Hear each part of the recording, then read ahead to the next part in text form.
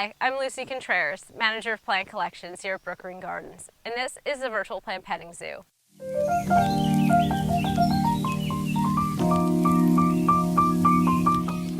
Today we're at Don Quixote, and we're looking at Helianthus debilis, or beach sunflower. This is another great native plant. This can take some salt in the soil, some salt spray. It's a pollinator attractor.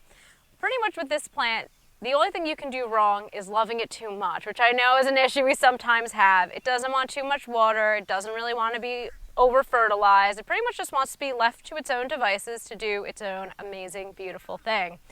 The one thing that people may argue is a little problematic about it is that it does self-seed regularly, so it can feel a little aggressive if you can see the big grouping where I'm standing by, but it is a wonderful plant and one that is very showy with these smaller than you might expect for a sunflower, but definitely showy and attractive flowers all over it.